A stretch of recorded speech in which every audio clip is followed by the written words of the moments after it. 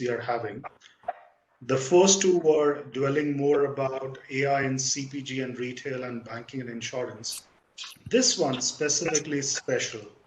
And the reason I'm calling out special because we've got six stalwarts, all from the background, which will actually illustrate not only the problem solving at scale at manufacturing through AI, but through their anecdotal and illustrative experience, you will all be able to relate what today the possible art of AI is all about.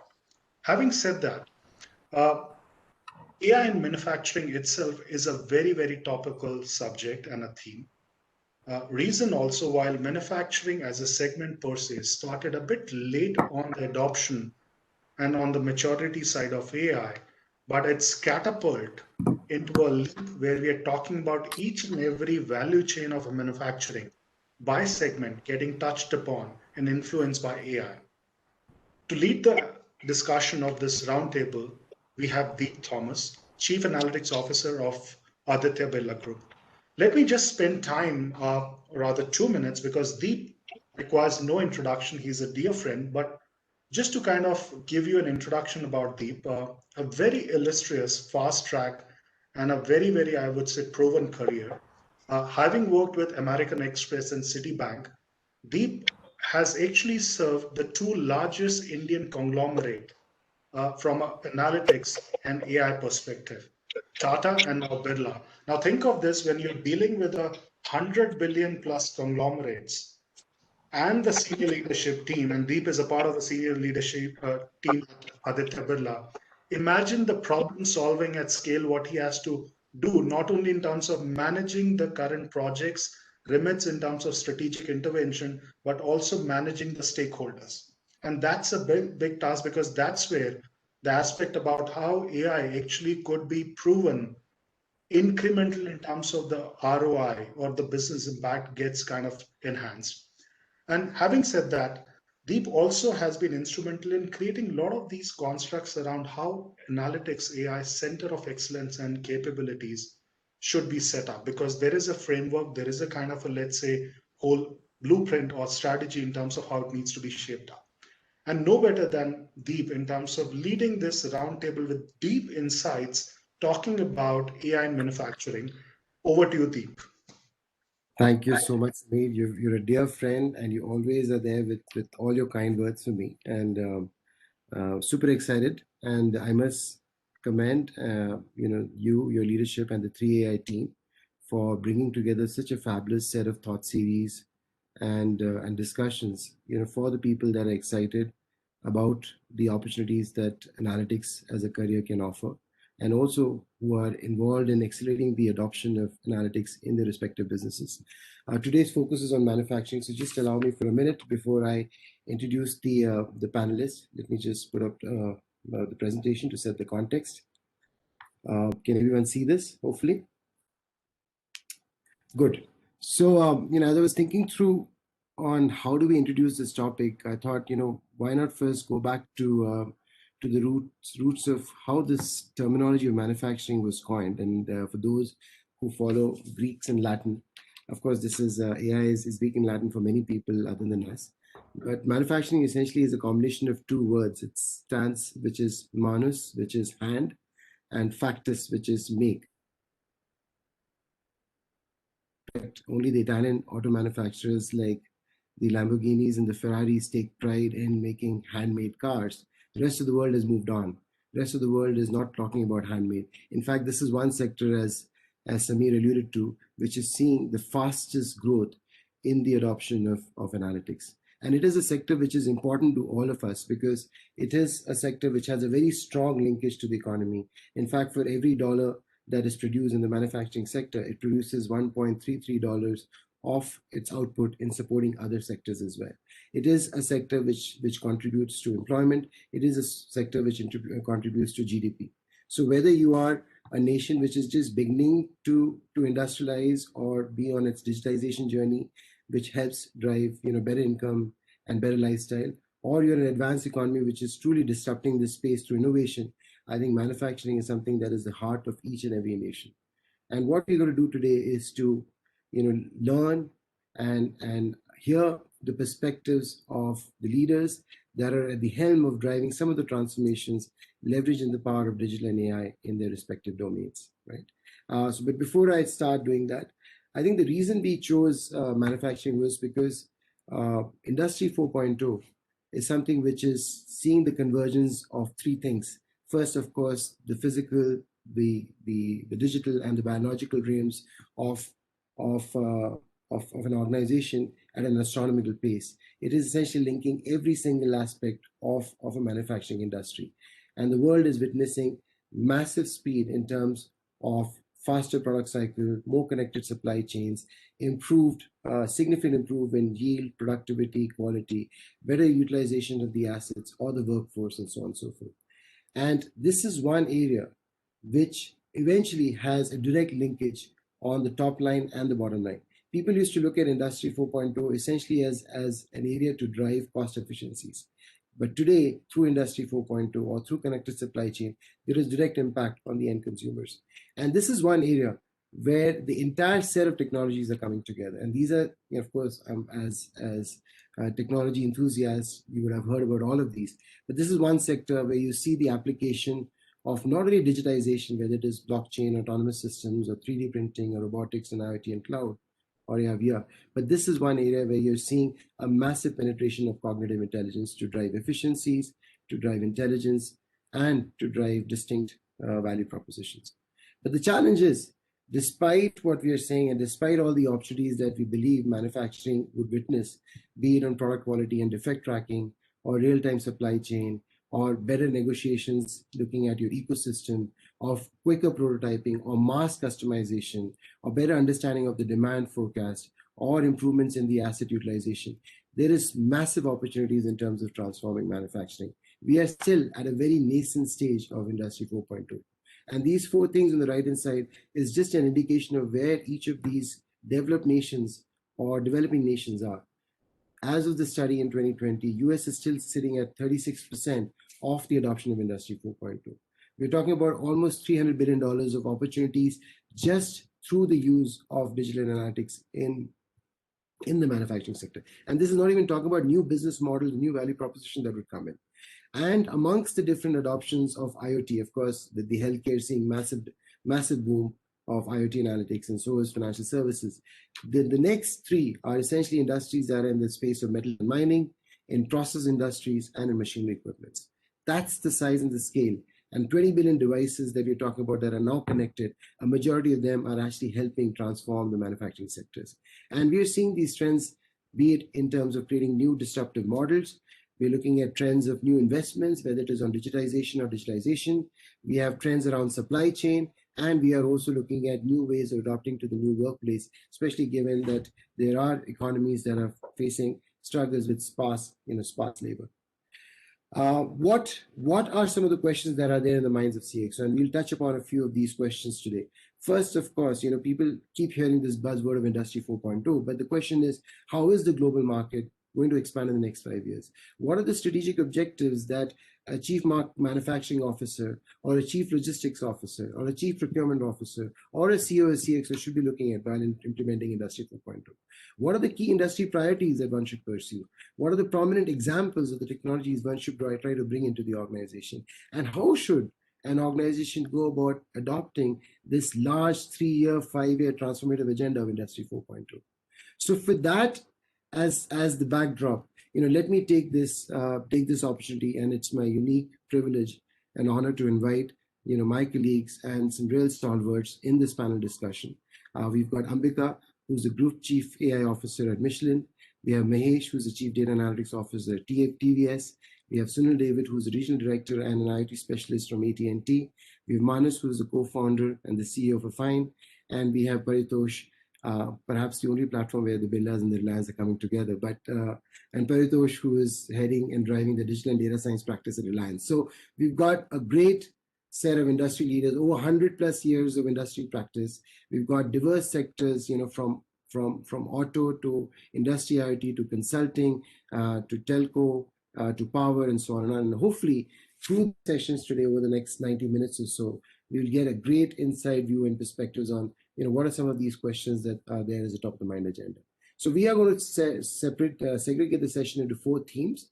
And before I invite each of my panelists, let me just touch upon the 4 themes that we will touch upon today.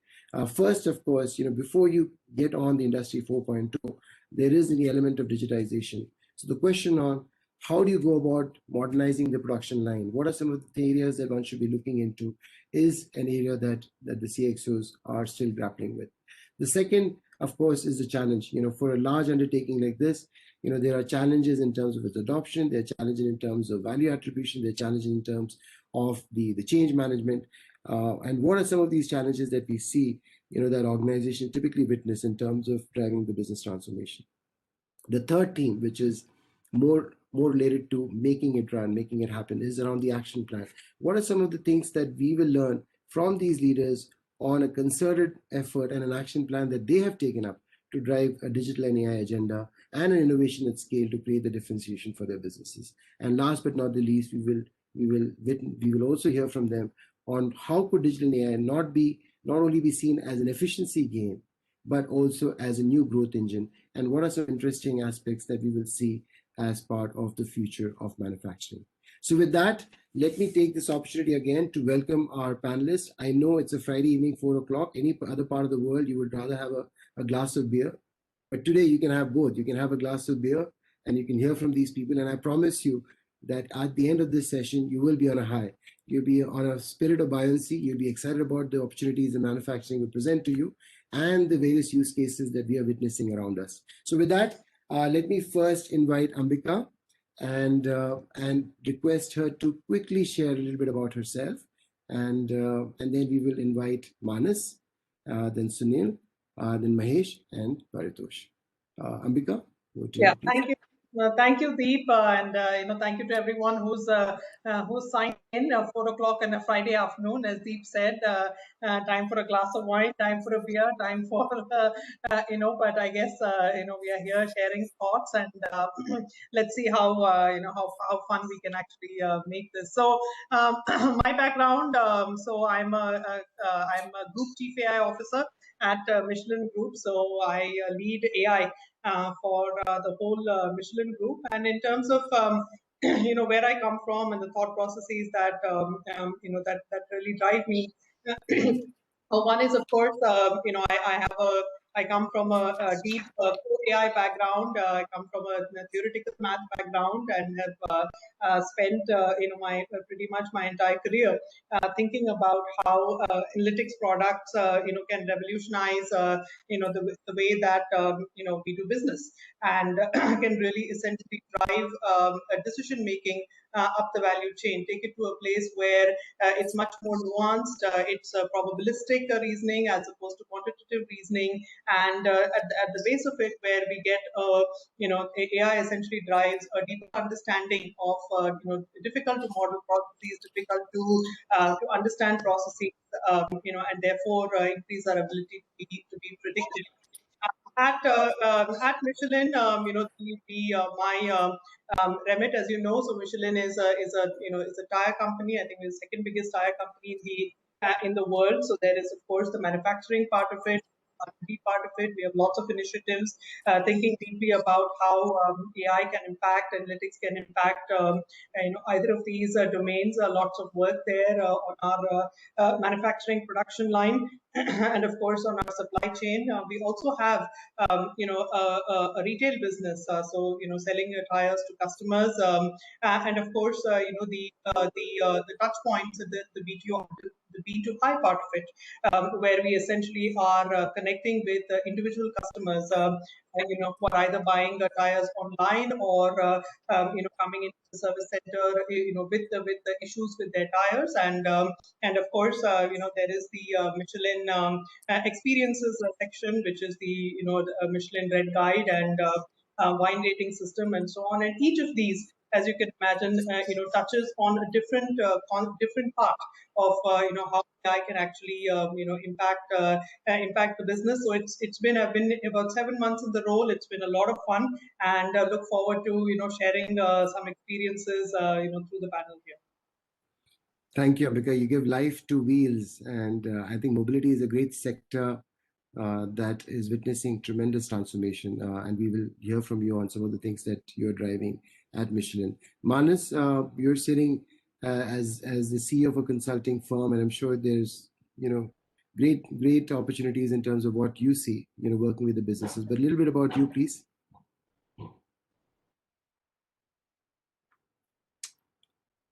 I believe you. Can't hear you, Manas. There you I'm so sorry, I was on mute, and I'm really excited. I don't think I need a glass of wine or a mug of beer right now to get on high. I could as well have been on the viewers panel listening to all you guys speak about how manufacturing is going to get transformed.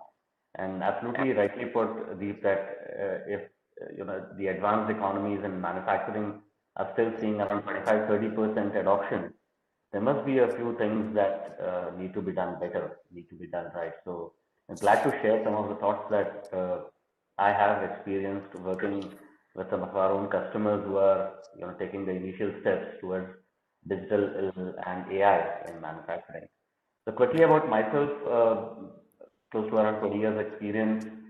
Started my career with IBM mainframes, so started digging into the what used to be the biggest possible data back then in the telecom industry, working with the beast of computing, the mainframe. And worked in the IT industry for quite some time. For the last 13, 14 years, have been in the field of analytics, and has been an absolutely great journey working with customers in different kind of sectors, from retail to e-commerce to travel to supply chain to financial services. And at 10 years at Affine, I think we have witnessed different kind of customers take very different kind of approaches on adoption of AI. While AI itself is a slightly new entrant in its current start, going into the neural networks and all, I think overall analytics in different forms have been used by multiple industries, across last at least 30, 35 years or so, or even longer. What we have really seen is a big uptick in terms of the customers or enterprises looking forward to answers on how do you really make it work. So I'm absolutely going to look forward to even answers from this panel on how they think things will get moving, and we'll have the wheels moving on that. So glad to be on the panel today. Thanks for inviting me. Great, Manas. Thank you. Sunil, over to you. I think AT&T has transformed itself from just a telco player to now in areas of smart manufacturing, smart cities, and this whole riding on the wave of industrial IoT. So a little bit about you and your role, please. Thank you so much, Deep. And at the outset, I would like to thank Samir and the 3AI team for inviting me to be part of the illustrious panel. As my role is concerned, I head the IoT business for AT&T for the India and the ASEAN region. So in my role, I work very closely with our sales teams in trying to position our IoT capabilities to our clients. I also work very closely trying to build our partner ecosystem, because IoT is an ecosystem play. Devices, platforms, and applications. Plus, I use a lot of because not many know that AT&T does IoT in India. So I do speak at forums. I've written articles, especially on Industry 4.0 and smart manufacturing. Now, while I represent the telecom industry and don't have the deep understanding of manufacturing processes and all that, but I can share with you experiences dealing with a lot of the manufacturing companies. And AT&T has solutions that we actually take from a manufacturing side to share with you all.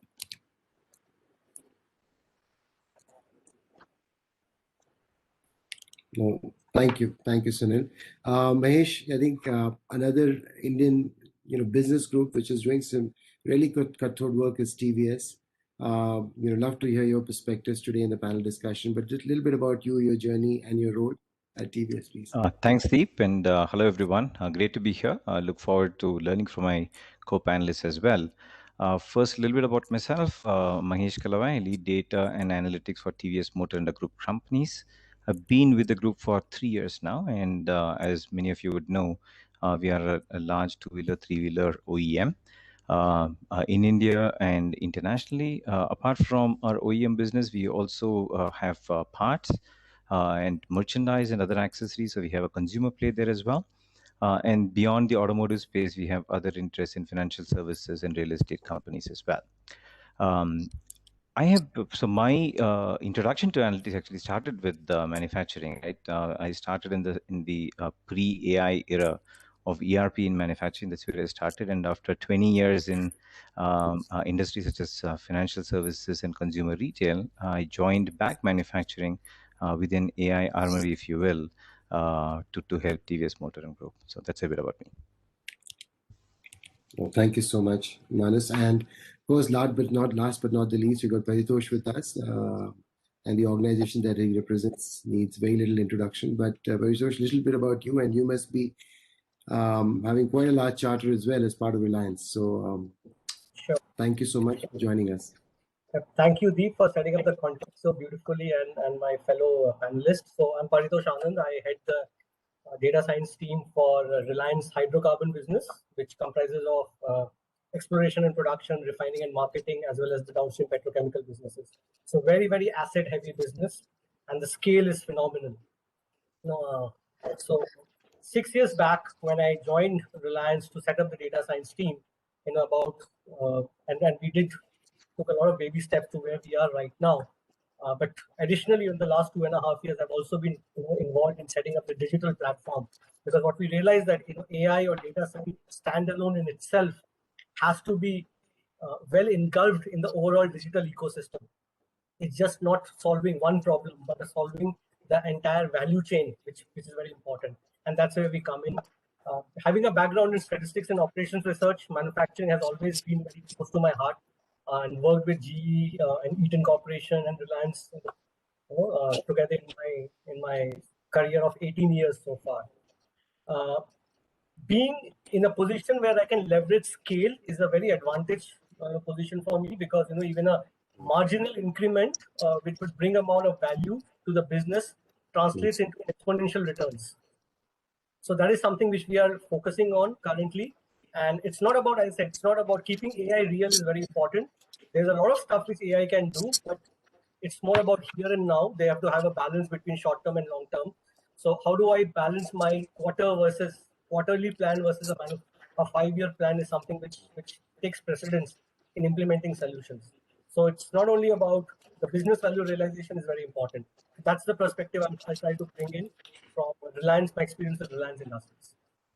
Thank you, Paritosh. So there you go, my friends. You've got a really diverse global and Indian MNCs with large, footprints and consulting organizations, be it in traditional data analytics services or consulting with emerging technologies as well. So I'm looking forward to a really insightful and engaging dialogue. So we'll start with the very first theme, and because you've got so many questions that we have, we'll try to perhaps point questions to 2 or 3 members of the panelists, and of course the other panelists, if they have things and perspectives to add, please do so.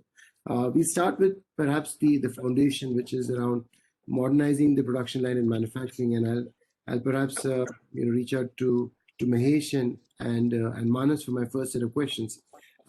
I think one of the most common complaints that we keep hearing about AI projects in manufacturing is that there isn't even enough data. And businesses keep talking about, let's wait till we have the best data or a better start before we actually take up these projects.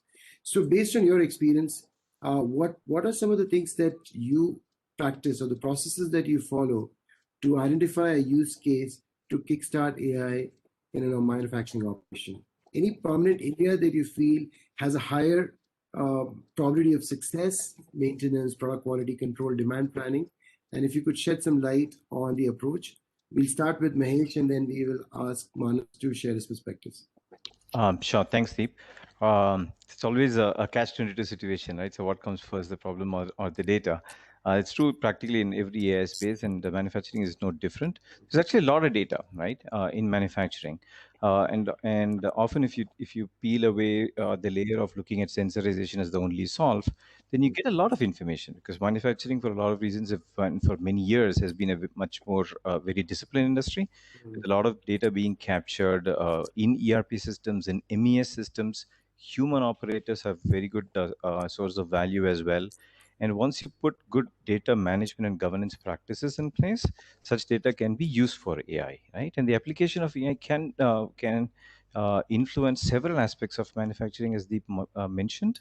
It could be from demand forecasting to production scheduling to quality to energy IoT and the like. Let me give you an example of something that we've done on the quality side, right? So as a consumer company, our products being of high quality is of utmost importance to us. And one of the things we have done is leverage Vision AI in our manufacturing assembly process, so that when we ship our assembly kits internationally where they get assembled, they have all the components and all the components of the right quality. Clearly huge customer satisfaction metric for us, but also significant cost and time given the international operations involved. So here, that's an example of how we've leveraged it. Oh, excellent, excellent. Manas, if you could just give an example of one of the area of AI implementation, along with the process that you typically consult with companies that they should follow to get the most out of AI. Sure, absolutely. And Mahesh, you definitely pointed out a very interesting area, which is being able to measure quality of your output of the products that are getting shipped to the customers. Interestingly, that's the customer satisfaction point also, not just the manufacturing efficiency part of it. And across multiple customers of ours in auto industry, in CPG slash FMCG, in energy exploration, we have used computer vision with a lot of inferencing and deployment at the edge itself. Wherein, very simple things like detecting corrosion that's happening on any of the manufacturing process parts, or detecting any surface deformity before you ship out a part. Now, of course, a human being can also detect it, but the moment you're trying to achieve high quality at scale and at the high speed, then these kind of systems come very handy. And when picking and choosing the kind of initiatives that you get started with, what we are witnessing is customers are picking and choosing initiatives that do not need a final implementation directly on the OT or the MES or the IT kind of system. These could be done offline also. And for example, let's say if you're looking at the final quality assessment, not the quality inline itself, that could be done practically offline. You don't need to intervene.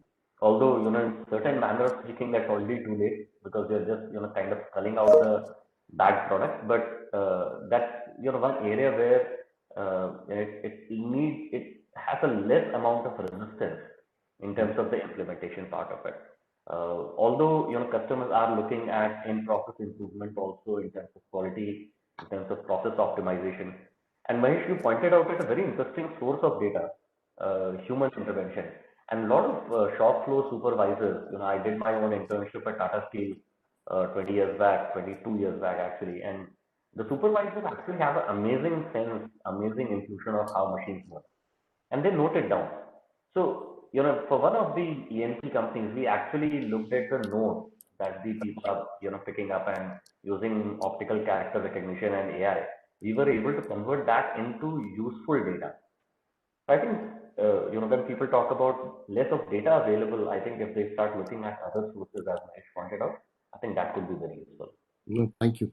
Let me ask a question to Sunil. I'm sure your order books must be relentlessly flowing in with all these manufacturer heads talking about sensorization and installations of IoT services. Anything that you perhaps advise them to be a lot more structured in their thought process in order to straddle between value and investment? Because otherwise it may take us years to get a factory digitized. Right. So Deep, thanks for that question. So when you talk about a smart factory, our play within the smart factory is very, very limited, because most of the machines, assets that are there within a factory environment can be connected through a Wi-Fi network or a fiber network. But our real play is in two areas, Deep.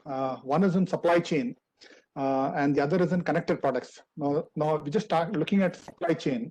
Because of the COVID situation, we have all experienced, right? Now, even for India, studies have shown that our logistics cost as a percentage of GDP is very high, 14%, right? And for most companies as well, I think it could be very similar. But what happens is that when you have such high logistics costs, it affects India's competitiveness as a manufacturing hub, right? And we started to see a lot more of solutions for supply chain visibility last year. So especially around fleet management, we worked with partners to build a telematics device that plug into these vehicles to monitor the fleet as they keep going from point A to point B. So supply chain visibility in that area, yes, we've seen a lot of uptick. That's one, Deep, I would like to point out, especially last year. And that would continue even this year as well, because we started to see a lot more digitization of supply chain. And the second thing, and this is something which is very close to my heart, and that is the manufacturing output. So whether you, especially when you talk about consumer appliances, not so much about industrial appliances like air compressors or generators and motors and all that. But if, as a country, if we really need to add a lot more value to our manufacturing, then the products that we make today need to be smart and connected. And what I mean by that is that you need to have a lot more data and computing capability within your products. And we actually started to see that. In fact, we've worked with a few manufacturing companies who make connected products, where they're able to remotely monitor these products in real time, gleaning a lot more insights in terms of how consumers are using these products, and leveraging AI as well, to be able to offer products which are more contextual, which are more intelligent and, very rich in terms of experience. I also wanted to give an example of how Indian companies are also trying to play catch up here. And we are playing catch up. There's a long way to go. Just wanted to give you an example of Hindware, well-known brand in India. The R&D head is very well known to me. And he was telling me that they started to build this whole ecosystem of connected products. They talk about a kitchen chimney, talking about a water purifier or a water heater. They started to build a complete portfolio of IoT-enabled products and trying to give that end-to-end digital experience to customers, right? So I think from our standpoint, we are going to see a lot more of these connected products, and that's where we add a lot of value, because when you have these products deployed in the field, you need very reliable connectivity there, and we offer the cellular solution there through which you can actually remotely connect and monitor these products. So I think connected products is where we should perhaps see a lot more growth happening going forward, and that's where we're actually betting on going forward. So I'll ask you to hold that thought, because we are going to talk about the future of manufacturing and what does IoT offer in terms of new propositions. But you bring in a very interesting point, saying that I think one of the challenges with the manufacturers is that they are not close to the end consumer, right? So if I'm manufacturing aluminum, I don't know whether this aluminum is making into a wrap, which is an aluminum wrap, paper foil wrap, or is it making into a prestige cooker? Now with connected devices, I even know what is the end consumer doing, and that allows me to create a much stronger proposition and a brand valuation than what historically was, which was largely treating myself as a commodity. But going back to theme number one, but we will talk about that soon in a minute. Large transformation projects, I'm sure, Ambika, in your case, as well as in Paritosh, there is so much that is expected of us to deliver. Is there a particular framework, going back to the first theme, is there a particular framework that you typically apply? Are there do's and don'ts, prerequisites that you typically look at before you take upon a project? Do you define a boundary? Just help us there, please. Ambika, with you first. Sure. So I think, AI as such, the fact of the matter is that at the current stage at which we are, there are, most of the applications that we're looking at are very much in the scope of narrow AI, which means that it really requires specialized models and specialized approach for every problem statement. And so this essentially, I think, is the biggest factor that we have towards the broader adoption of AI, because it's just hard. It requires specialized skills. It's hard to really get an AI project off the ground. I'm sorry, can you hear me? Or is it like there's a little bit of I'm going to turn off my video. We'll see whether that works better. Sure. Is that slightly better? Yeah. Please continue. Is that better? Okay. So, so I think so in terms of the frameworks, I think first and foremost is to really encourage functional domains, AI, to be actually thought about within the functional but also to have a very strong support from a COE model in terms of quality standards, in terms of process. How do you actually running an AI product looks not like research in the middle of software product development.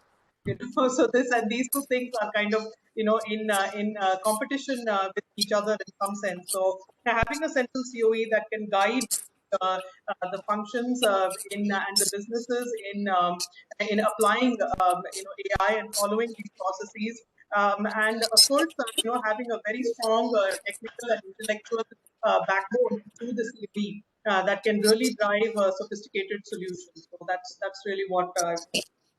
No, thank you, Ambika. Thank you. Paritosh, I think the businesses that you represent, I'm sure you're seeing $1 million everywhere you look around, be it energy, be it asset, be it demand supply. So how do you put your arms around it to come up with the approach?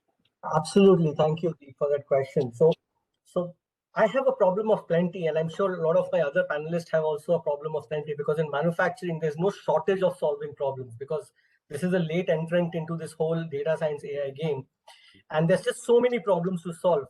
Very important is that at every problem stage, you establish the business value realization. So what money is what is the money's worth this problem is going to be able to solve?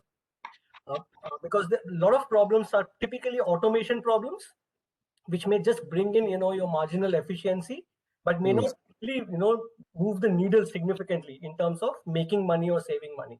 So if we typically divide, so it's a concept I swing between when we started with a use case by use case basis, we started solving one problem at a time, where we started solving a string of problems together, saying that, if I need to optimize an end-to-end process, it's just, we have to stitch all these use cases together to make sense, to make an impact, which is, tangible.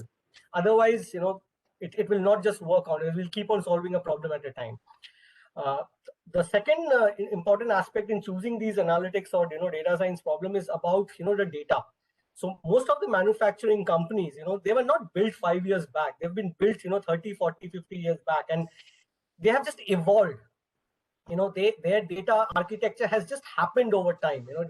Nobody had thought of their data architecture in terms of, or a new age company like the new age companies who are building those data architecture roots up. So one of the challenges is that how do you balance between the whole data management, archival, these sensor devices versus, what is the real-time information which you can provide? Because these legacy systems comes with a huge infrastructure, cost. And to transform them, even with, IoT devices, it requires some significant capex. It's not going to happen overnight, but it's not going to happen, with a very small amount of investments. So whenever we get into a project, we take these into account. What is the capex required to transform end-to-end process? Is it solving part of the problem, or it's solving the end-to-end process, which is very important? That's where the whole digital stitching digital fabric comes into the picture, and there are different components of it. So when we go into our manufacturing sites, we try to refrain from one-off cases, and we try to see how can we build the platform, and the platform is in service of solving the bigger picture. Excellent, Paritosh. I think between you and Ambika, we've got a sense of some of the challenges. I think one is around endorsement and business sponsorship. The other is having a modular approach towards it, having a focus on the value. Let me come back to you, Mahesh. I think I'm presuming that a similar large business group like TVS, you have got the problem of plenty as well. But what are some of the challenges that you face, or if you could just highlight one such challenge, and what was the approach that you took in order to overcome it, in order to drive the transformation agenda? Sure. All right. I'll actually piggyback from what Paritosh mentioned, right? So, given that a lot of the manufacturing companies have machines, right, at several levels of connectivity. So one has to live in this world where there are some devices which have a lot of connectivity and others that do not, right? And that itself is a challenge which translates into then multiple sub components, right? What kind of sensorization strategy do you adopt, right? Do you go for a CapEx cycle and change the machine, or do you look at both connected sensors or look at vision systems and the like? Second is the data fabric that Paritosh talked about. I'm not going to elaborate. I will talk about a third component, right? So typically, if you look at a manufacturing setup, you have MES systems, the manufacturing systems, right? Then you also have ERP systems, which take care of scheduling. Yeah. Now, an application of AI needs to be embedded in the manufacturing process. So another choice that one needs to make is, do you have a standalone AI system? Typically, that's what you experience in modern IT software, or do you create an AI system that works with your MES or ERP? So that's a choice that one need to make. And for us, it's not a one size fits all answer. We look at a particular use case and then we choose to deploy whether on a particular system like an ERP system, or to create a separate decision engine which then has an API handshake, right? So ultimately what happens as a result is you create very narrow specific AI use cases that over time helps you connect and solve for a business problem at large. So that's the approach that we've taken. Oh, excellent, Mahesh. I think that's brilliant. And one more thing that we have witnessed. Of course, I've been accused of practicing voodoo magic when I go to our plant heads and share some solutions. And this is a question for you, Manas. As you provide the consulting and the services with the algorithms, how do you convince the technician or the operator who has 30 years of experience and can probably tell you, by just listening to the murmuring of the machine, that it's going to fail, by recommending that you need to now have an algorithm that can do predictive maintenance? And what are some of the things that you do to build that trust in the black box, if I were to say so? And that's one challenge that we're facing day to day today in our world. So Deep, I think you really pointed out to one of the biggest challenges that any industry faces when it starts on adopting any new technology, any new kind of a paradigm, and AI is definitely much deeper black, I would say, in comparison to many of the other digital or technology systems that we have seen over the last 20 years.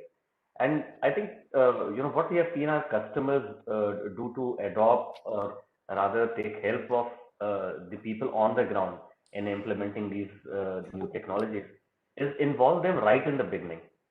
So rather than bring the solution to them, involve them in the problem definition itself, involve them in the process of defining the purpose.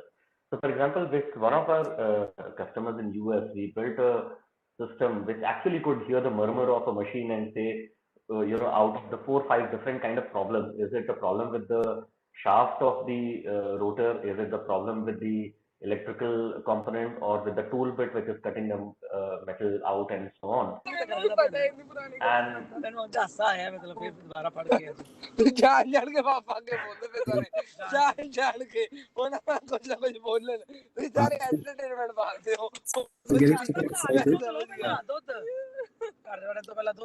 Somebody is really enjoying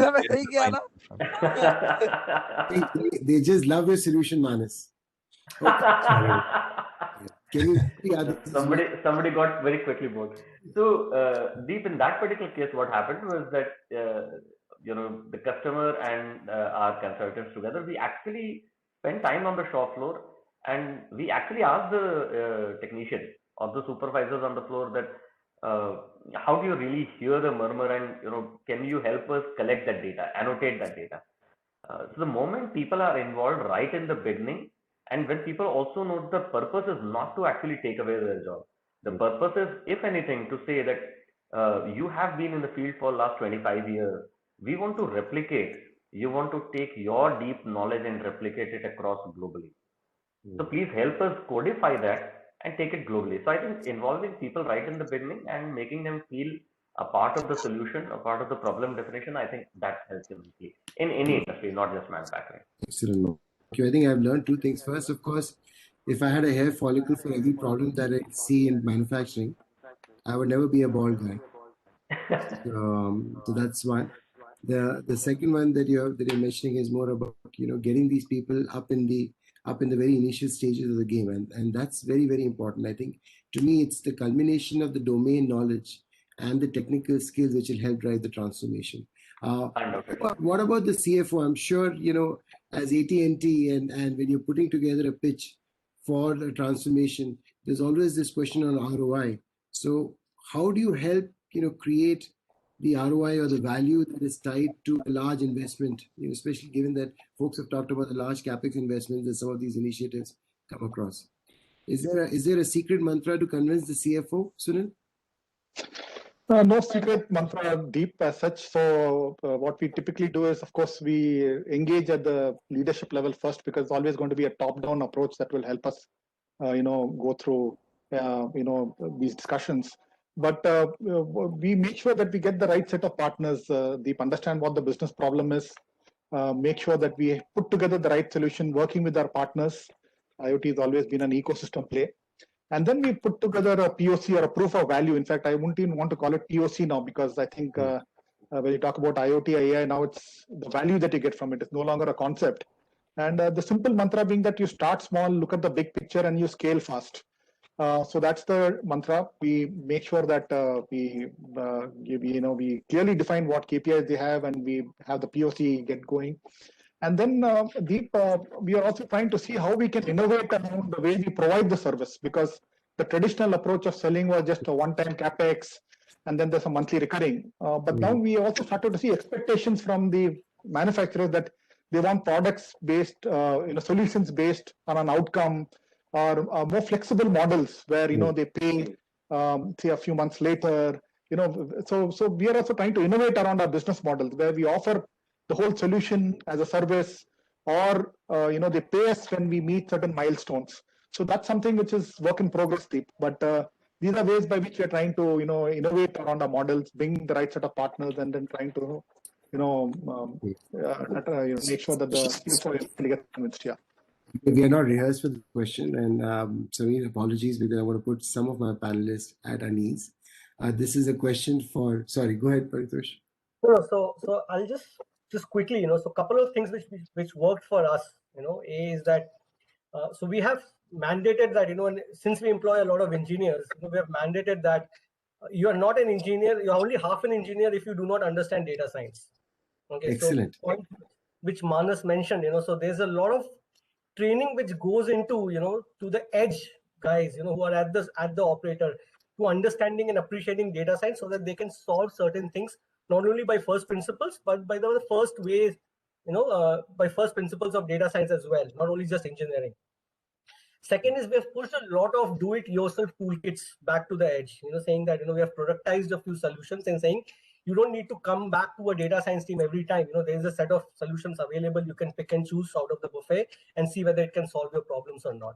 So that's one thing, which is the more bottoms up, and we have seen a huge revolution. I think some of these engineers, 90% of them are really smart, and they have an inclination towards data science. So they come up and they solve the problems. The problem gets solved much before we come into the picture as a data science COE, and we just bring them, the expertise. The second which has worked for us, second thing which has worked for us is that slowly and steadily we are modernizing our entire IT infrastructure. So how do I move from this whole monolithic to microservices, which has been again beaten to that, in the past by, various forums. But, in manufacturing, that is becoming a very, very important aspect of it, because how do I make sure that I cannot run this agenda with an outdated architecture? So that is something, how do I increase more capex and opex in expenses to modernize our manufacturing, specifically manufacturing IT infrastructure, and it has also given us good returns over years, so that how we have been ready, more than data science ready now, and to take an exponential step. Oh, thank you, Paritosh. I think this concept of now having people who are domain plus technology knowledgeable is becoming an interesting trend, because earlier it was just collaborating. Now you're almost looking at people that have the logist add to it. When I was a kid, I used to get mesmerized by radiologists and nephrologists and cardiologists, and suddenly AI came in, and this terminology of marketologists came in, right? You got to be marketing plus technology. Now we're seeing manufacturologists, where you got to be technology plus manufacturing. So that's an interesting concept, where people are talking about beyond collaboration and creating digital ambassadors who are equally savvy in the domain and all. Ambika, you had a point, please? Yeah, so I just wanted to, we did say we make this fun. So I wanted to, literally one of the high points of my career, I got a call in an erstwhile company from the plant said, Madam, मुझे लगता है जो ML वाला solution है वहाँ ये इस problem में work हो जाएगा. And it was true. So the thing was, it was a process engineer from the line, and we had worked and put in a solution as part of the production line to address the quality issue for another problem. And this started off as a complete skeptic, but and here again AI, explainable AI techniques are our friend and partner here, where they actually help us to open it up and allow engineers to actually look inside it, understand what these modeling techniques are about, and truly understand, what is the magic that they actually bring to the table. And it is magic. I mean, they essentially, it allows you to see beyond 3 dimensions. It allows you to model extremely complex processes and understand what's going on inside them. And in a lot of cases, process engineers and R&D folks have really not ever seen how exactly their recipes, what they have designed in the labs on the test cells are actually working in production. This is just a vision, or on the road, or out in the line. This is something that has, this is to me, this is the true revolution of Industry 4.2, where that visibility has simply not been there. And and if one really engages, as all the other panelists have said, with the participants in this, you kind of show them there is that bulb that goes off, and then it's then things Sure. get exciting and fun. I think physics-based model and data science-based model is now here to come. You can't essentially crack it just with one area. Sorry, Yes. go ahead, Mahesh. The point, please. Yeah. Just to add to what you, Ambika, and Paritosh mentioned, right? So we talked about how manufacturing comes with its legacy environment, but it also comes with engineers, right?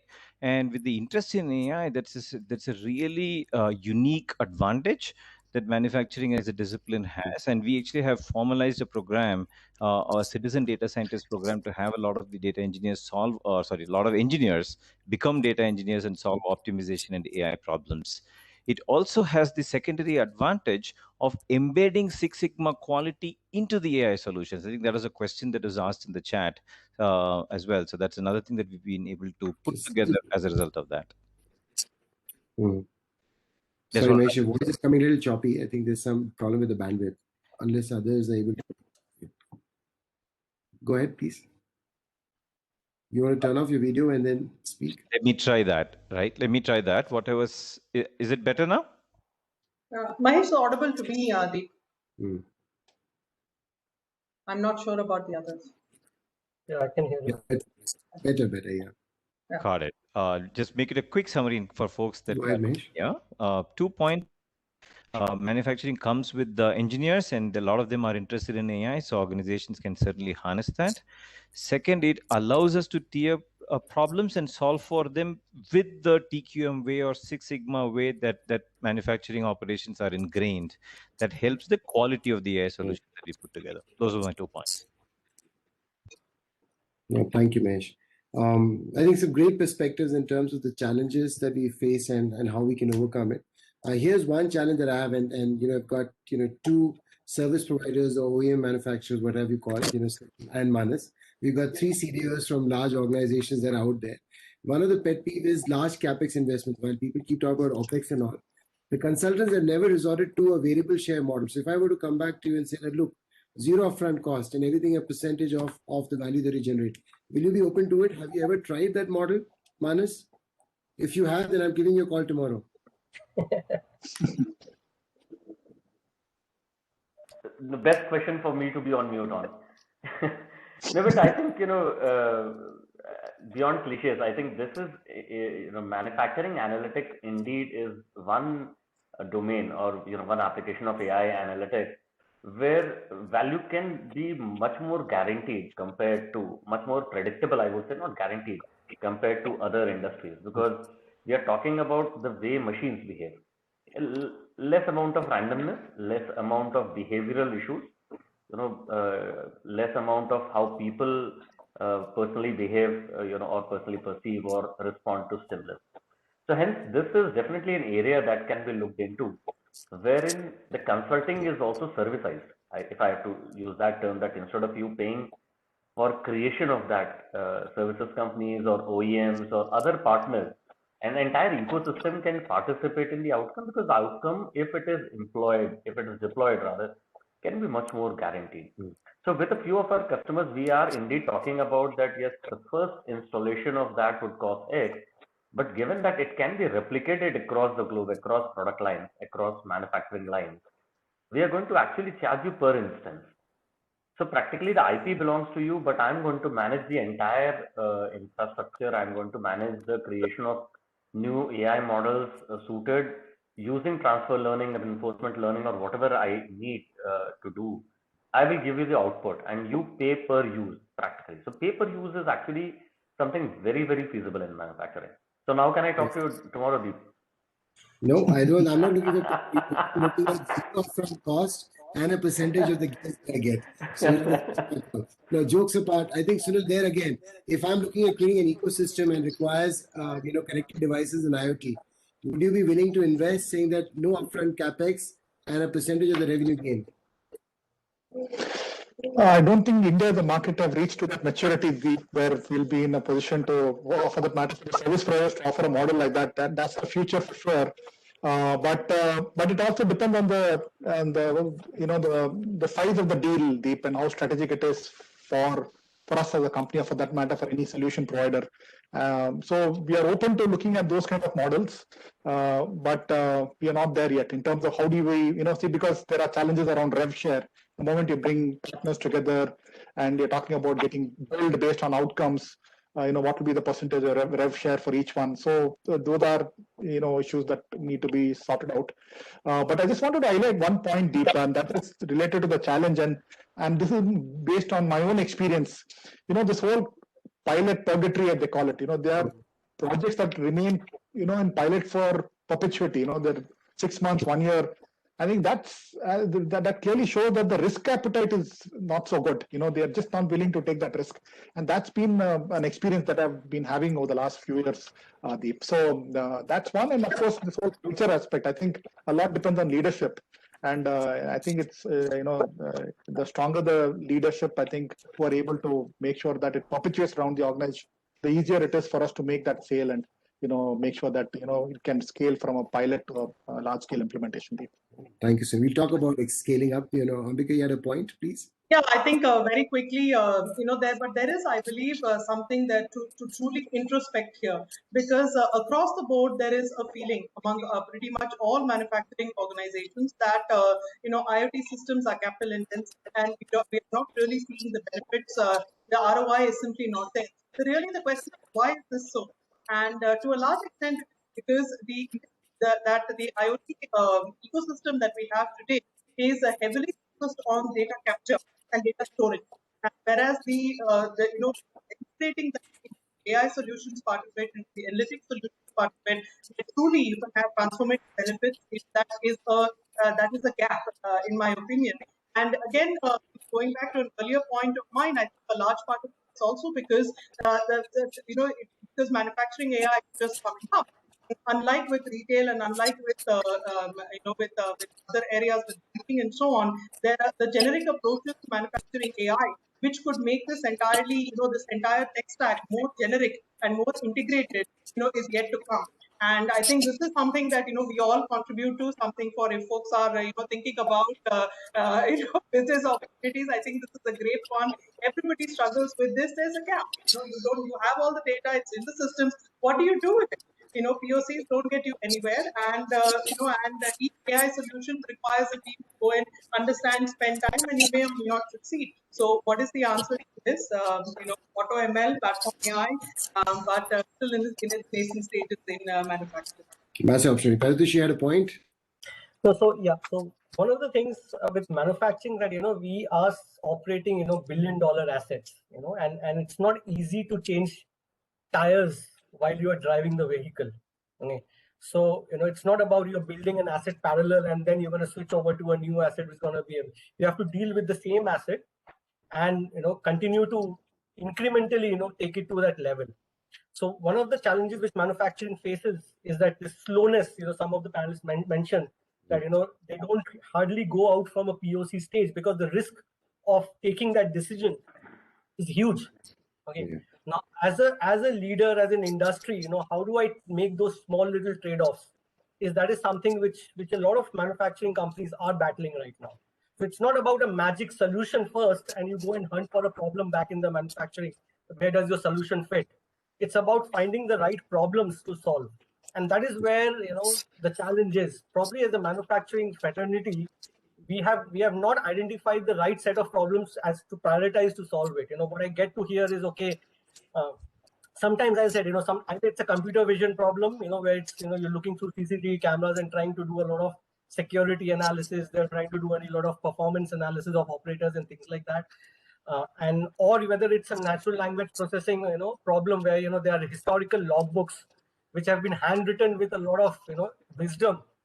And you're trying to, move from I wouldn't say a data science, we're just trying to digitize handwritten logbooks into something which is more digital in nature. Okay. Now, these are the problems which are going to always be there. But, there are going to other big ticket items. So these are what I call as an automated problems and may not require big capexes. But there are other problems, which are probably an early event detection or a large scale asset optimization, as I call it, asset performance optimization. Because one of the things which we keep hearing from the top is that how can you produce more with less? Okay. And that requires a lot of change in your process parameters. And in a chemical company, and I know Ambika would probably agree, we deal with a lot of chemistry. So there's a lot of first principles involved. There's a lot of kinetic modeling involved. So it has to be a combination of data science and the chemistry together. It cannot be just one solution is going to solve, one magic bullet is going to solve everything for you. So that is that. So as expectations from our consultants, brethren, I would also say that, we have a lot of job ourselves to do, homework to do, to understand what are the real problems which we need to get solved now, and what are the problems which can be shelved into the future. If IoT ROI is not great right now until 5G comes in, that's probably a problem to be solved a few years from now while you ready the foundation to it. I think both of you bring interesting perspectives. Of course, despite the presence of GE Predix and C3 IoT and a number of these players that have been in existence 4 to 5 years, we still don't have a solution. And majority of them are still tackling with the connect and the capture. I think the cognitive layer and the customization and the contextualization to different problems by sectors, by verticals is still missing. So there is massive, massive opportunity. And we're just scratching the surface. And majority of the things that you just touch upon, Paritosh and Ambika, is largely on efficiency and to some level on augmented intelligence. Maybe you should pass a motion and rephrase AI as augmented intelligence and not artificial intelligence, if we can do that through AI influence. And so there is massive opportunity in terms of creating intelligence and then looking at intelligence to create valuations and innovations and all that. So we're not even there at 5% in terms of what opportunities out there. So if Affine Analytics should only focus on manufacturing and not get distracted into any other areas. If you promise me that, I'll call you tomorrow. Many more promises that I can make, Deep. No problem. Just call me. I'll add my voice to that, Manas.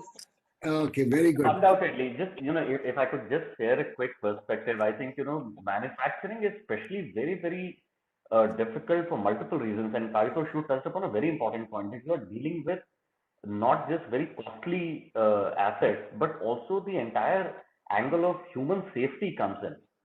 No offense meant to a marketing automation. If your a set of emails go wrong, your response rate will drop.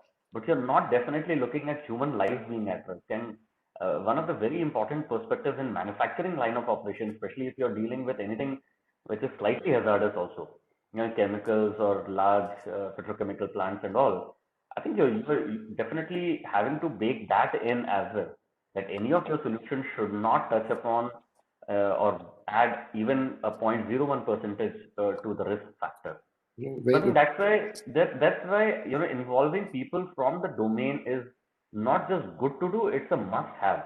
And I think it is a combination. And if we could move towards a situation wherein people with the domain background also understand analytics and AI, I think that's definitely the holy grail of starting to deploy solutions in this domain. Thank you, man. I think there is clearly an opportunity for AI for good. I think some of the things that we are doing at the Aditya Birlas is about using video analytics for surveillance, safety, quality, and especially in areas where you could do things through remote monitoring, and it's probably a more sensible approach than to actually have a person manned at 100 feet to do a particular activity which could be life-threatening.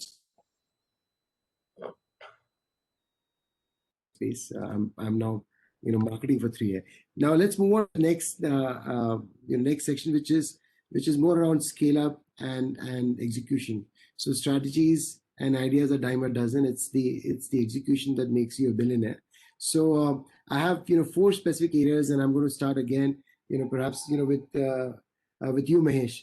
I think there is an approach, in large organizations, and I'm looking at large organizations, saying that, look, let's look at one standard platform. Let's look at Predix and let everybody use Predix. Or let's look at, a million experiments, and let's not be tied and married to one particular platform. And let's do experiments and then arrive at, what is the best way forward.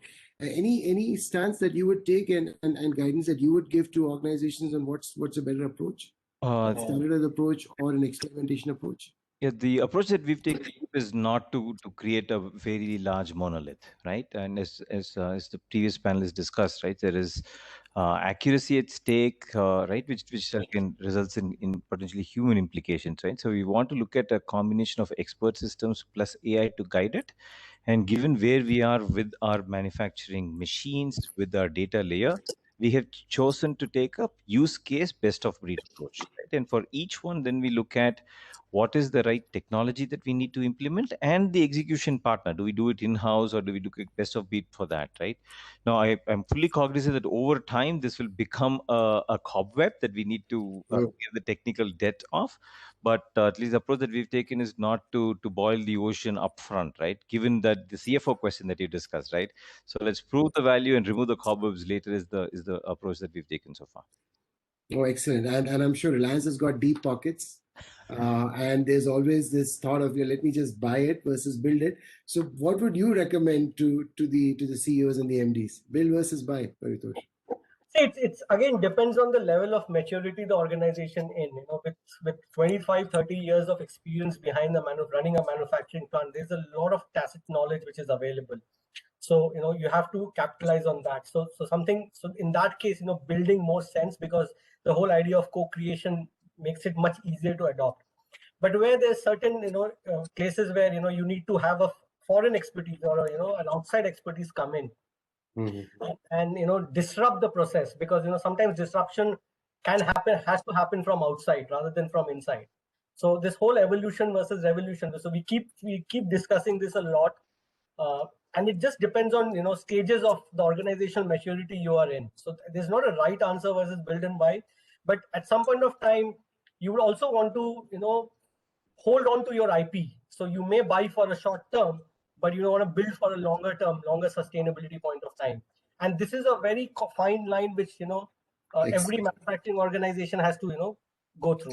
Excellent point. I think that's where the IP aspect is also equally important. So Ambika, I'm sure you've got to straddle between building it in-house or doing everything externally, outsourcing it, or co-creating. Any specific area where you think the co-creation has actually helped you, if at all, for Michelin? And yeah. So did you co-create with? Yeah. So so if you look at so essentially where we started was to say, if you look at it from because Michelin's businesses are so varied in their things, look at it from a 5-year perspective. Which are the broad areas where we feel AI is really going to impact this, or we'll be disrupted if we don't. And then we actually do those and we map those back to specific technologies that we believe we need to have a roadmap into.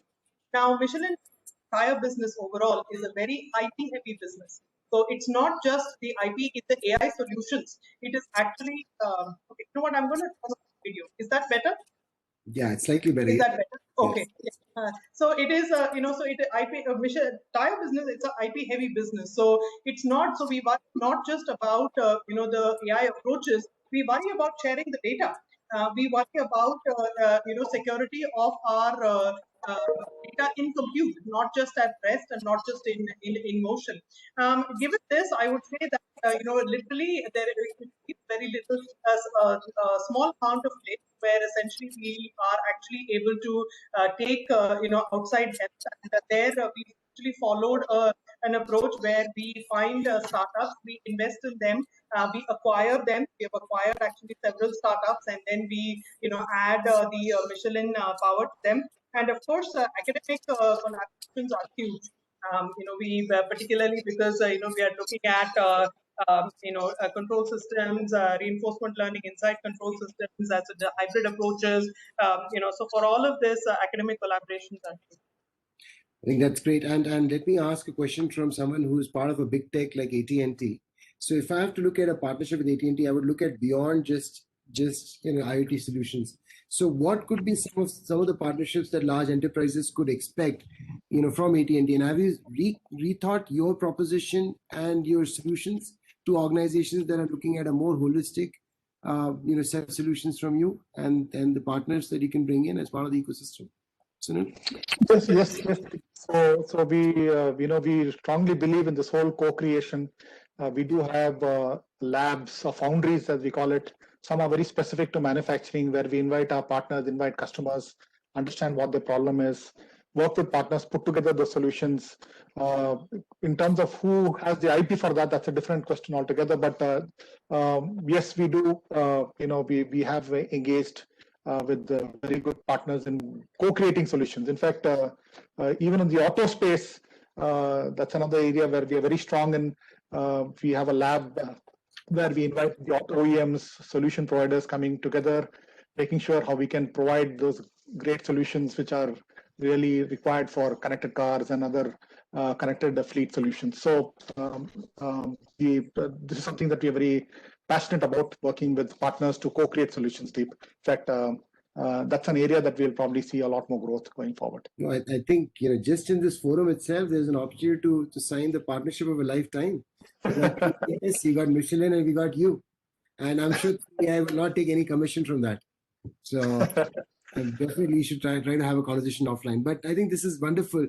Manas, your take, for a bespoke service or analytic service or a consulting provider, how do you see this new way of co-creation pan out, and what could you offer in addition to just your services?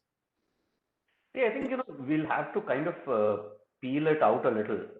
That when we talk about co-creation, we obviously have to talk about what is the consulting company bringing to the table apart from just the manpower.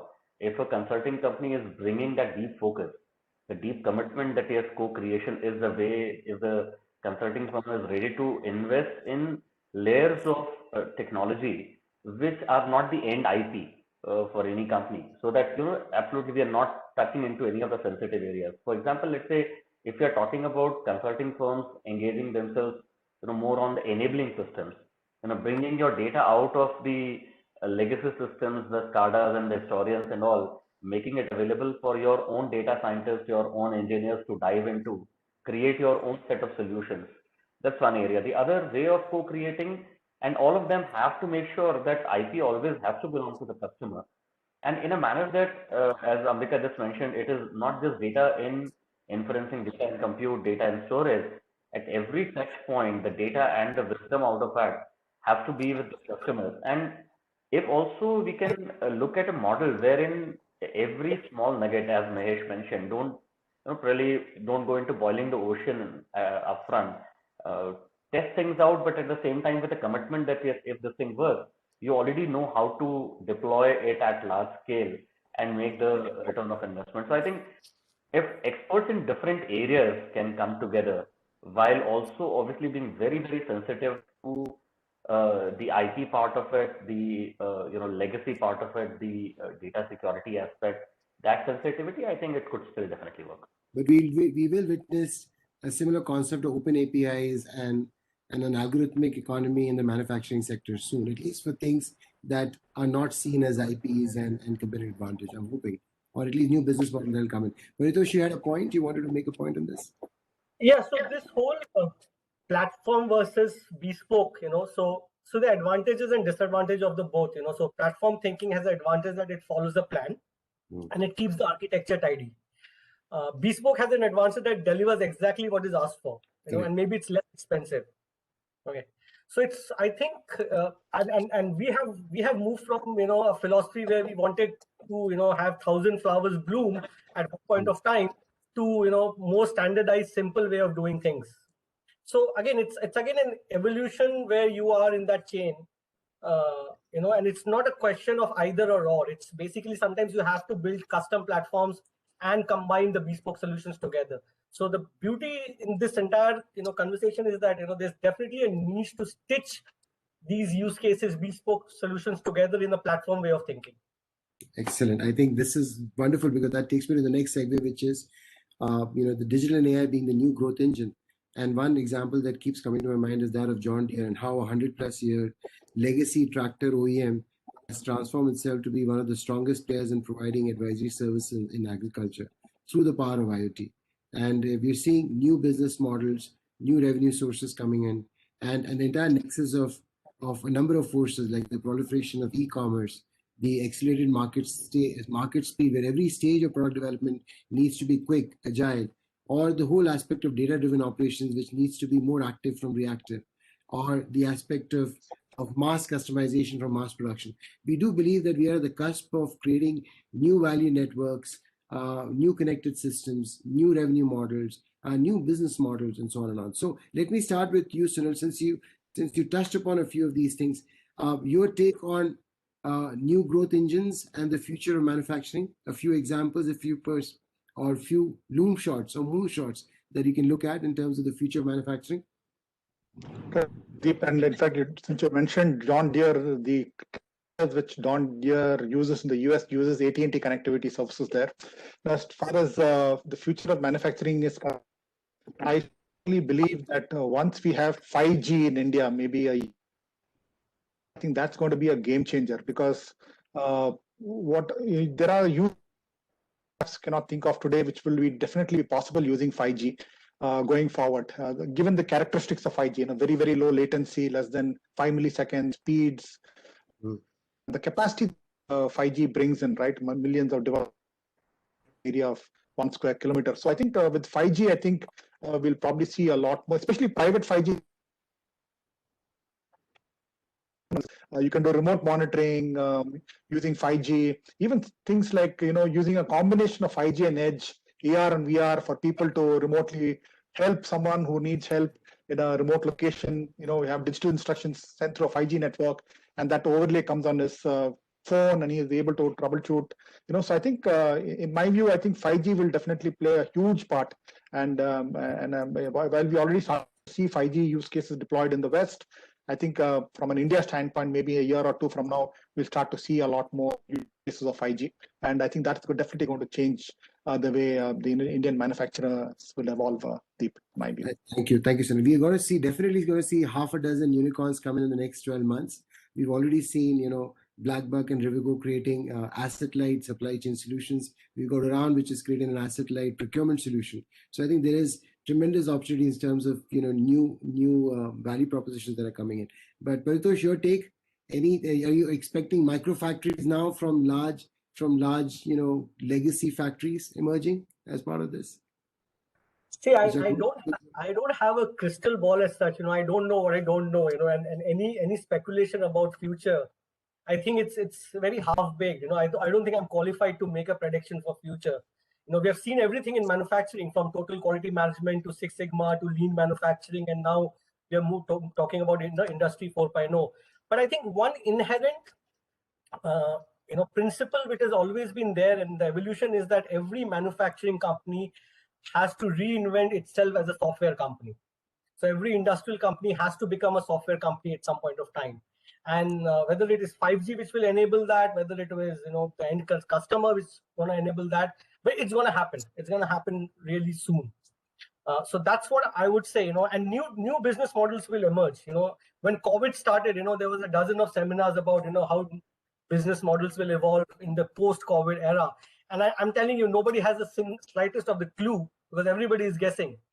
And the real business models will be the ones which we have not even thought about, which we didn't even imagine.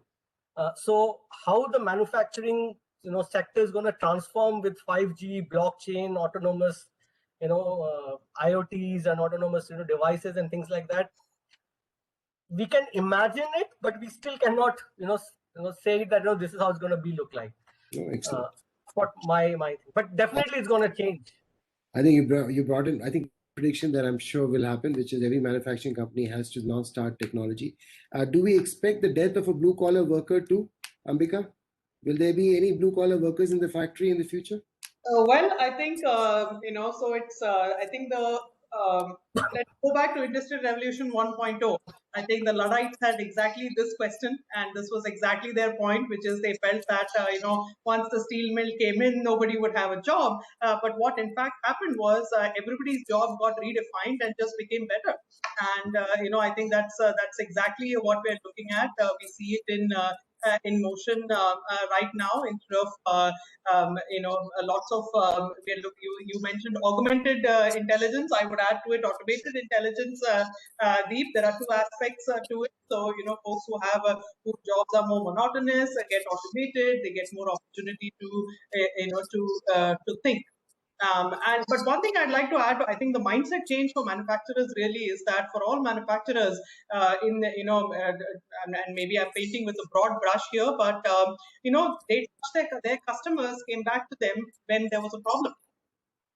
And this fundamentally, so how to actually have a customer connect, which is in fact, with empathy and with the true, where the customer is actually feeling a sense of connection with the manufacturer. When the touch point is everything is only comes when there is an issue with the product that they're actually holding. I think this is the true mindset change that manufacturing companies have to really think about. I think excellent. Thank you. So I think, not sure about the blue collar worker. There will be a white collar worker. We are not too sure whether we'll have dark factories or not. Another interesting thought that I'm seeing is the convergence of big players coming together to create an ecosystem. For example, I'll have Tata Motors or TVS Motors come along with Samsung, which will do a device sitting in front of the vehicle, powered by AT&T, and will have the Googles of the APIs that will provide real-time insights, and the entire ecosystem will help create smart supply chain. Do we see that as a trend, Mahesh? Do you think TVS will be interested in such large strategic partnerships with big players? Certainly is an emerging. Don't forget geo connectivity in this. Sorry. Absolutely. I forgot. We have a brand called Voda Idea, so that's why I strategically stayed away from you. Sorry. Absolutely. We see that happening already, right? I think Sunil talked about connected cars, right? You see that system emerging where big tech and big manufacturing companies, big OEMs in the automotive space coming together. See that happening. I equally see happening a lot of startups, right? Being strategic partners or being invested in by manufacturing firms. Ambika talked about, I think all our companies here have invested in some startups. I think there is a play for everybody here. But as Ambika mentioned, the perfect business model is yet being explored, right? Whether it be closed-ended systems, where 4 or 5 large companies come together and create an end-to-end ecosystem, or whether they are more open-ended, large API handshake-based systems, where then everybody competes on a particular layer of the value add, right? I think that is still unclear, but I definitely see companies coming together, particularly as the consumer products get connected, right? Because ultimately that is the driving factor, which then will dictate how the rest of the supply chain conforms to. Thank you, Mahesh. And then one last one for Manas. I think we saw the era of shared economy, which of course has gotten a beating because of COVID. But do you see manufacturing sector looking at a shared economy model where you've got assets that are shared, warehouses that are shared across businesses? Is that something that is possible and a trend that we can see in the future? No, I definitely would not want to say that I'm qualified to comment on that, but yes, I think technology can enable that. Technology can enable sharing of assets across the entire value chain, from parts manufacturers to the supply chain, to the actual assembly, to the usage of it, right to the consumer. Everything can end up going as a service, because now it is possible, or it could be made possible, to track the usage right down to the, every single kilometer that somebody drives, or every single hour of usage that somebody is seeing. So yes, I think that's definitely not off the charts, maybe a few years down the line. Hopefully the efficiencies will flow in for every single participant in the ecosystem too. But thank you, my dear panelists. I think wonderful. We've got a few minutes. I would like to open it up for some questions. If our audience is still awake and are not too inebriated with the beer or the wine that they were consuming, let me just see if there are any questions. Do you have questions in your cell phone? you can please take those questions. We just got about 5 minutes. Oh my goodness, I'm so sorry. We hogged the limelight, yeah, Samir. We should have given some time to our audience as well. But let me just pull up the questions in no particular order. This is from Rohit for Sunil. What is AT&T's vision? And you got to take 1 minute only, my friend. Sunil, what is AT&T's vision to enable connected products? No more marketing of AT&T. So we have invested in NB-IoT and Cat-M1. These are technologies which are useful for applications where you really don't send too much of data to the cloud. We have invested in those technologies, and we also partner with Indian telecom providers where we roam on the networks to be able to any asset to the cloud using these technologies like NB-IoT and Cat-M1. Excellent. Paritosh, for you, can you please share the, I'm not listening, okay? Can you please share the level of maturity that industrial IoT has created within Reliance? Okay, that's a difficult question to answer in 1 minute, but thanks to our vision of our founder chairman, all of our assets were, there were heavy investments in the kind of assets which we bought, which is technologically advanced. So, and being in oil and gas industry, it's a very hazardous industry and safety is very important. So yes, we do have fairly significant amount of maturity reached in terms of, digital cockpits or a digital command center, as we call it, to monitor, the health of our assets remotely. We have, whether it's refinery business where we have furnaces and other areas, or the deep sea, exploration areas. But yes, we do have a fairly advanced technology platform which we're already sitting on and heavily invested based on past. Excellent. Thank you, Ambika. This is a slightly twisted question to make it a little interesting. If I had to learn only one AI or analytics technique to make a killing in manufacturing, what would that be? Forecasting, optimization, NLP, video, vision analytics. Well, I think let me answer with a trick answer: optimization, because all machine learning is optimization. But I think if I was to put my money on it, I would say that what Paritosh also mentioned, which is hybrid techniques.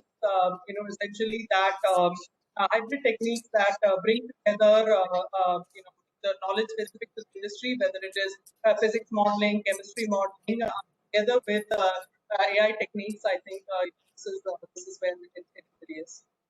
Excellent. Thank you. Can I add on to that, Deep? If you may.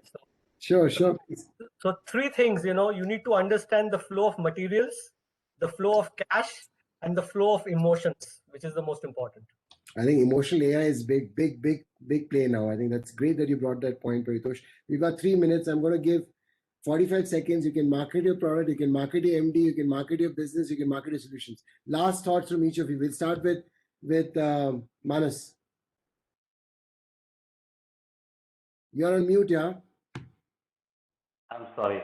Last remarks would be that while I believe manufacturing has been slightly, late on the scene when it comes to digital technologies, I think the number of use cases is far too high compared to any other sector, and I'm very hopeful that we'll see absolute deluge of adoption in manufacturing of AI. Fingers crossed. You can spend a lifetime and yet only scratch the surface. Oh, absolutely. I completely agree. Parting thoughts for the audience? Three things. Invest in your data architecture, platform thinking, and number three is, I've just skipped my mind. Emotional AI you talked about. That was very good. I'll remember that. Yeah, and the battle of ecosystems, I would say, as a data architecture, platform thinking, and it's going to be all about battles of ecosystems in the future. Excellent point. Ecosystems, very good. Interesting that someone from Reliance is talking about ecosystems. Chaliye, Ambika? I would say, for all of us to push the ecosystems to become integrated and provide end-to-end solutions, and for the ecosystems, it's India's game to lose. We are at a situation where there are large gaps, as I spoke about, as lots of people already spoke about. It's plenty of opportunity. See the help us I think brilliant point, Ambika. I think this is a race that we must win. We are the manufacturing capital of the world. We've got the talent base. We've got the assets with us. We've got the data scientists. We've got the physicists. We've got the chemists. Yes. The experts in the STEM. I think this is definitely an area that we must be winning in the rest of the sectors. Think Mahesh, different, think big, win it. तुम्हारे लिए है, Sameer, big opportunity in manufacturing analytics. Mahesh. Sorry, I think we got. Mahesh, you're on mute. I'm unmuted myself. Am I audible now? Yes. So you said 45 seconds to market our products. Clearly, we are a consumer company, love our customers, and hopefully some of them are here. But more importantly, I wanted to market a profession, right? So data analytics is a beautiful field. Like you saw how much fun the rest of us, all of us had on the panel. And manufacturing is a beautiful space to apply that skill in. Very nascent. There's a lot of complex challenges. So for the brave folks, the confident folks, and the exciting folks out there, please take a look at take a look at the space. I think you should only be loyal to your profession and not to the organization. You spoke like a true data science professional, Mahesh. Thank you. Sunil?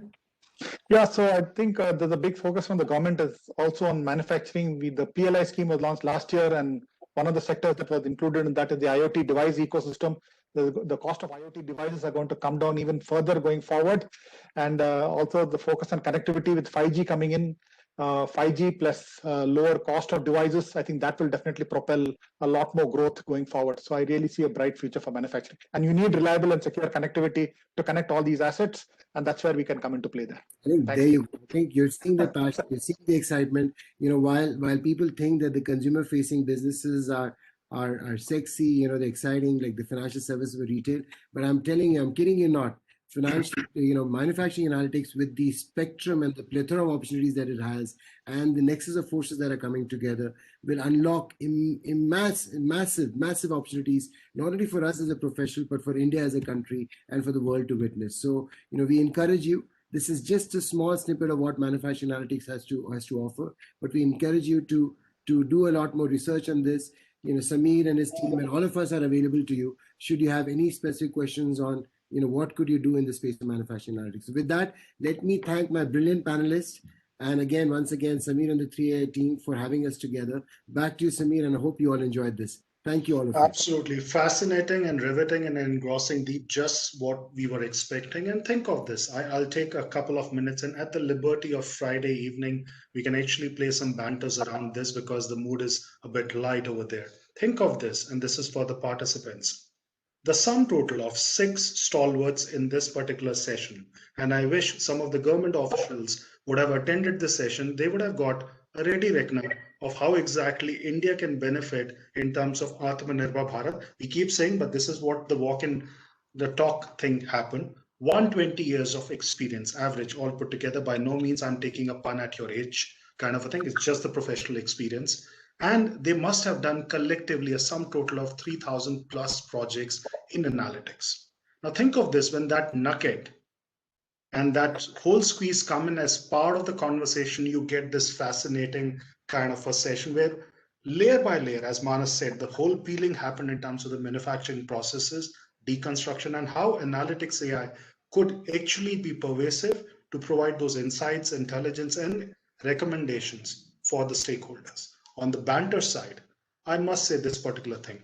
Now let's look at their market capitalization of the companies put together, the 6 of them. It's crossing $1 trillion plus, and I'm also including the proposed valuation of Affine as well, put together out here, $1 trillion out here. And look at the kind of a epiphany, what we are talking about in terms of this, that AI and analytics leader on the kind of a side who are actually using this are still saying, can you actually do free POCs? Can you also ensure that there is something called, okay, no upfront charge and a kind of a output base? Let me tell you out here, Deep, the only way this can happen, once everyone on the professional side, now that's a big moonshot, as you said, can say, I will take off my base compensation and only work when there is an output in terms of getting that gain share akin to the model what Mr. Elon Musk did. And that's the reason he's a $200 billion rich. But outside of this, I think very, very fascinating conversation, the way you kind of modulated the entire conversation, Deep, and the way everyone in the panel, Ambika, Manas, Mahesh, Sunil and Paritosh came together to kind of rally in terms of kind of giving that nuggets. It's unparalleled. And this is what I keep on saying, that look, when leaders come together, the magic happens. And as I talked about Epiphany, that's the next series of our annual event we are trying to do on March 6th, which is sponsored by 3i. Love having you all there. But thank you so much from the bottom of the heart, each one of you. I know you're all dear friends, but I took the liberty of squeezing out what I say 95 minutes now of your time on Friday evening. Thank you so much. Really appreciate. Thanks all the participants. Anytime, Samir. Thank you, everyone. Thank you. Thank you. Thank you, everyone. Bye. Have a great evening. Thank you.